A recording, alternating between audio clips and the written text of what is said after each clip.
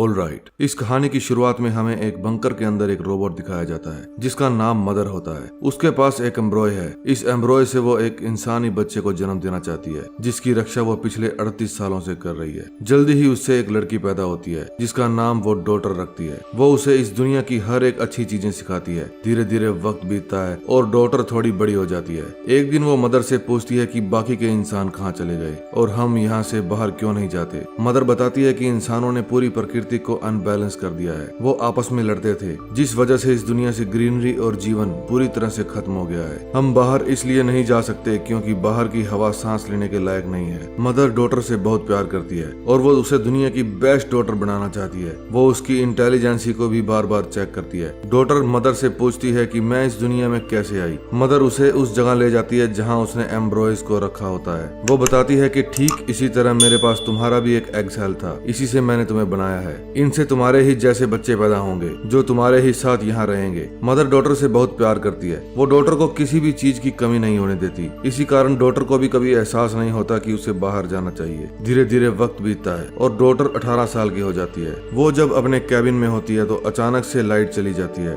18 साल में पहली बार यहाँ लाइट जाती है। ये देखकर डॉटर को बहुत अजीब लगता है। जब वो चेक करने जाती है तो कंट्रोल रूम में एक चूहा होता है जिसे देखकर वो डर जाती है क्योंकि आज से पहले उसने कभी किसी जिंदा चीज को नहीं देखा था। वो चूहे को एक बोतल के अंदर बंद कर देती है। उसी चूहे ने वायर्स भी काटी होती है। फिर डॉटर सभी वायर्स को रिपेयर कर देती है। डॉटर को हर चीज की नॉलेज होती है। जब मदर वहाँ आती है तो डॉटर उसे चूहा दिखाती है। मदर उस चूहे को मार देती है जिससे डॉटर को बिल्कुल भी अच्छा नहीं लगता। मदर कहती है कि बाहर की कोई भी चीज यहाँ पर नहीं आनी चाहिए। बाहर का वातावरण पूरी तरह से इन्फेक्टेड है, इससे तुम्हारी जान को खतरा हो सकता है। लेकिन डॉटर के दिमाग में एक टेंशन थी कि बाहर के वातावरण में गड़बड़ है तो चूहा जिंदा कैसे रह पाया। फिर वो तय करती है कि वो बाहर जरूर जाएगी। जब रात को मदर खुद को चार्ज कर रही होती है तो डॉटर अपना एयर टाइट सूट पहनकर मेन गेट खोलकर बाहर जाने लगती है। बाहर एक लेडी होती है जिसकी हालत बहुत ज्यादा खराब होती है। वो डॉटर से मदद मांगती है। डॉटर उसे अपनी ही तरह एक खास सूट पहनाती है। मदर जब पूरी तरह से चार्ज हो जाती है तो उसे पता चल जाता है कि मेन गेट खुला है। वो जब मेन गेट के पास जाती है तो वहाँ डॉटर होती है। वो डॉटर से कहती है कि तुमने दरवाजा क्यों खोला,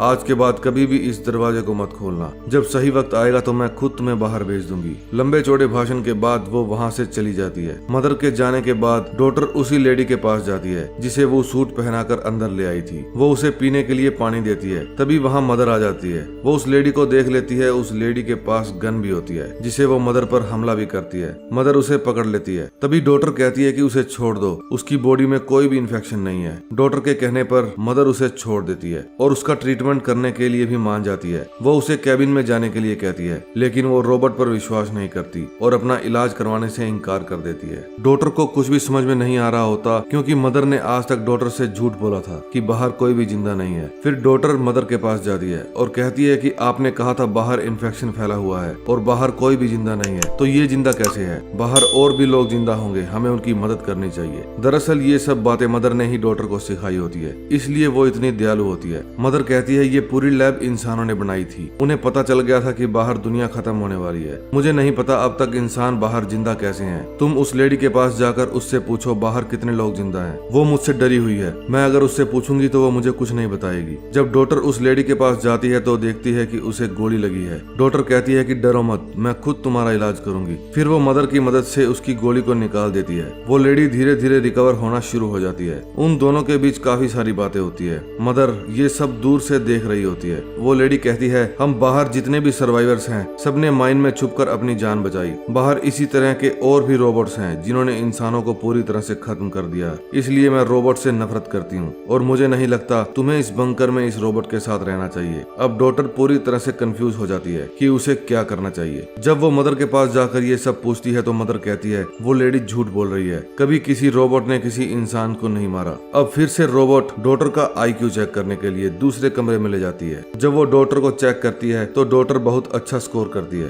अब मदर खुश होकर डॉटर को दूसरी लैब में ले जाती है जहाँ बहुत सारे एम्ब्रॉयज होते हैं। मदर कहती है तुम इनमें से किसी भी एक एम्ब्रॉय को चुन सकती हो। अब हम तुम्हारी तरह एक और इंसान को बनाएंगे। ये सुनने के बाद डॉटर बहुत खुश हो जाती है। वो एक बॉय के एम्ब्रॉय को चुनती है ताकि उसे एक भाई मिल जाए। लेकिन अभी भी उसके दिमाग में बहुत सारे सवाल होते हैं। जब रात को मदर अपने आप को चार्ज करती है तो डॉटर उस लैब में जाती है जहाँ बहुत सारे एम्ब्रॉयज रखे जाते हैं। वो देखती है वहाँ से 3 एम्ब्रॉयज गायब हैं। अब वो समझ जाती है कि उससे पहले भी 2 2 एम्ब्रॉयज से बच्चों को बनाया गया था। चेक करने पर पता चलता है कि उन बच्चों का मेंटल स्कोर बहुत अच्छा नहीं था। इसी वजह से मदर ने उन्हें मार दिया। मदर इसीलिए बार बार डॉटर के भी दिमाग को टेस्ट करती है, जिसमें वो हर बार पास होती आई है। अगर वो इस टेस्ट में फेल हो जाती तो मदर उसे भी मार देती। ये जानकारी मिलने के बाद डॉटर बहुत परेशान हो जाती है। उसे उस लेडी की बातों पे पूरा विश्वास हो जाता है। फिर वो उस लेडी के पास जाती है। लेडी डॉटर से कहती है कि हमें यहाँ से भाग जाना चाहिए। डॉटर कहती है कि मैं ऐसा नहीं कर सकती, मेरा भाई जल्द ही यहाँ पर आने वाला है, मैं उसे रोबोट के बीच में नहीं छोड़ सकती। मदर उन दोनों की सारी बातें सुन लेती है। वो कहती है कि तुम यहाँ से भाग नहीं सकती। मदर डॉटर को एक कैबिन में बंद कर देती है और उस लेडी को टॉर्चर करना शुरू कर देती है। इससे पहले कि मदर उस लेडी को मारती, डॉटर उस कैबिन के ग्लास को तोड़कर बाहर आ जाती है। जब वो हेल्प करने के लिए उस लेडी के पास जाती है तो वो लेडी उसे पकड़ लेती है। वो मदर से कहती है कि अगर तुमने मेन गेट नहीं खोला तो मैं इसे मार डालूंगी। मदर नहीं चाहती थी कि डॉटर किसी भी कीमत पर मारी जाए, इसीलिए उसे मजबूरी में दरवाजे खोलने पड़ते हैं। जब डॉटर उस लेडी के साथ बाहर जाती है तो वो बाहर जाकर देखती है कि चारों तरफ अंधेरा है,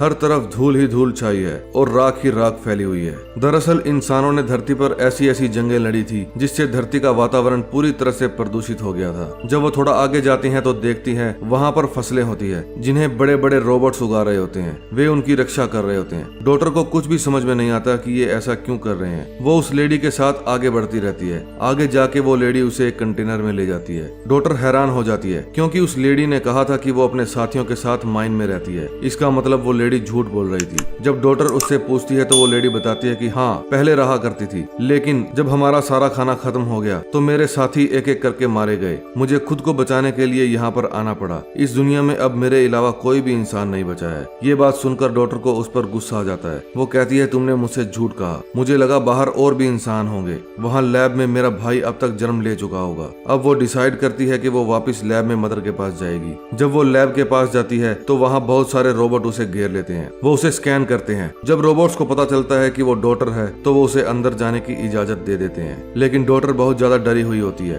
उसे लगता है मदर उस पर हमला करेगी, इसीलिए वो एक्स उठा लेती है। लेकिन जब वो मदर के पास पहुंचती है तो देखती है मदर के पास एक छोटा सा बेबी बॉय होता है। मदर कहती है अपनी एक्स को नीचे रख दो और अपने भाई को संभालो। मदर उससे बहुत प्यार से बात करती है, इसलिए डॉटर के मन का डर निकल जाता है। अब वो एक्स को नीचे रखकर अपने भाई को पकड़ लेती है। मदर डॉटर से कहती है अब वक्त आ चुका है जब मुझे तुमसे पूरा सच बता देना चाहिए। दरअसल मैं ही उन सब रोबोट्स को कंट्रोल करती हूँ। इंसान अपने आप को खुद ही खत्म कर रहे थे, एक दूसरे से जंग लड़कर। इसी वजह से नेचर पूरी तरह से तबाह हो चुका था। इसलिए मैंने सोचा कि मैं सभी इंसानों को खत्म कर दूंगी, क्योंकि अगर मैं ऐसा नहीं करती तो उनके साथ हम रोबोट्स भी पूरी तरह से खत्म हो जाते। इसलिए मैंने इंसानों को खत्म कर दिया ताकि धरती को बचाया जा सके। फिर मैंने तय किया कि मैं इंसानों को दोबारा बनाऊंगी और उन्हें सही शिक्षा दूंगी। उन्हें सिखाऊंगी धरती को कैसे बचाना है। इसलिए मैं सब एम्ब्रॉयज को यहाँ ले आई। तुमसे पहले भी मैंने 2 बच्चों को पैदा किया था, लेकिन उनका IQ लेवल इतना अच्छा नहीं था। उनके अंदर बहुत सारी कमियां थी, इसलिए मुझे उन्हें मारना पड़ा,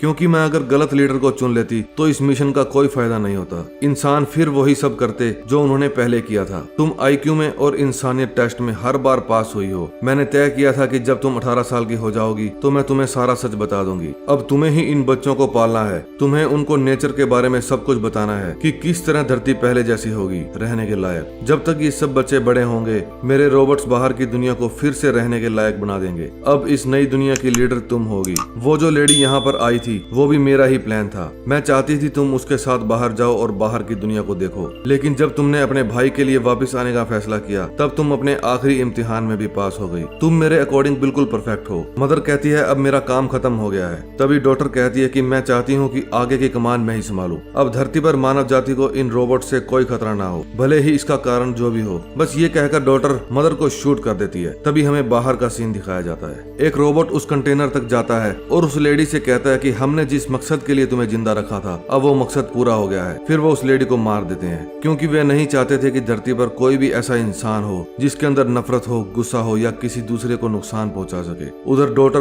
उस लैब में जाती है जहां बहुत सारे एम्ब्रॉयज होते हैं। वो अब इन सब को जन्म देना चाहती है और एक बेहतर दुनिया का निर्माण करना चाहती है। अब डॉटर खुद मदर बन चुकी है। तो दोस्तों, अगर आपको ये मूवी अच्छी लगी हो तो प्लीज हमारे चैनल को सब्सक्राइब करें। मैं आपसे मिलूंगा नए दिन नई स्टोरी के साथ। तब तक के लिए टाटा, बाय बाय।